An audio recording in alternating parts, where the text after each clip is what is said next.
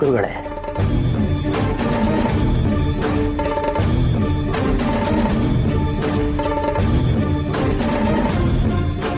ಏನಾದರೂ ಮುಖ್ಯವಾದ ವಿಷಯ ಹೇಳೋದಿತ್ತಾ?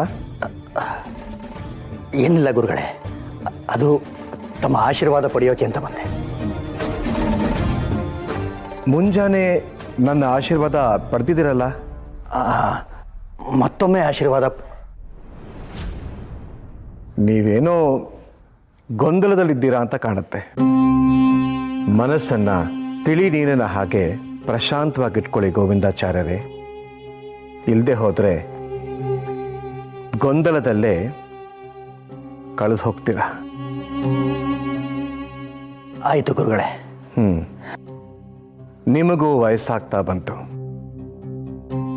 ನಿವೃತ್ತಿ ಪಡೆಯೋ ಆಲೋಚನೆ ಏನಾದರೂ ಮಾಡಿದ್ದೀರಾ?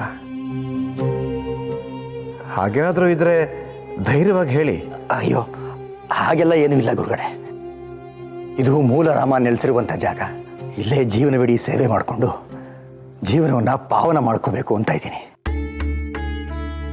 ಗೋವಿಂದಾಚಾರ್ಯವೇ, ಶ್ರೀಮಠದಲ್ಲಿ ನಾವು ತಗೊಳ್ಳೋ ಎಲ್ಲ ನಿರ್ಧಾರಗಳು ಆ ಶ್ರೀಹರಿಯ ಇಚ್ಛೆಯಂತೆ ನಡೀತಾ ಇರುತ್ತೆ. ನೀವು ಹಿರಿಯರಿದ್ದೀರಿ.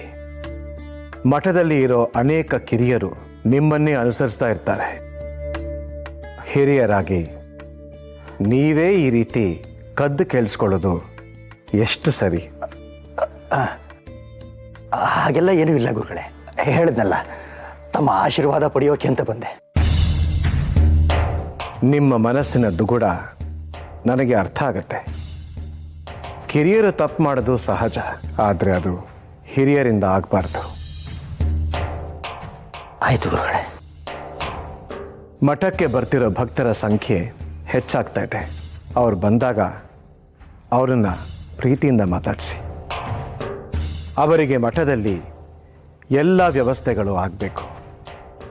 ಯಾರ ಮನಸ್ಸಿಗೂ ಘಾಸಿ ಆಗದಿರೋ ಹಾಗೆ ನೋಡ್ಕೋಬೇಕು.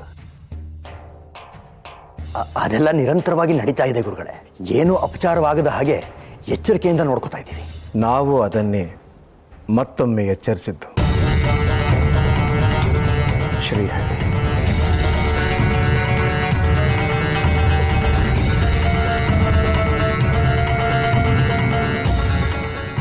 ನಾವು ಹೊರಗಣ್ಣಿನಿಂದ ನೋಡಲಾಗದ್ದನ್ನ ಇವರು ಒಳಗಣ್ಣಿನಿಂದ ನೋಡಿ ಗ್ರಹಿಸ್ತಾರೆ ಅಂತ ಗೊತ್ತಿತ್ತು. ಆದರೆ ಇವರಿಗೆ ಬೆನ್ನಲ್ಲೂ ಕಣ್ಣಿದೆ ಅಂತ ಗೊತ್ತಿರಲಿಲ್ಲ. ನಾವು ಎಚ್ಚರ ತಪ್ಪಿದ್ರೆ ಕಷ್ಟ.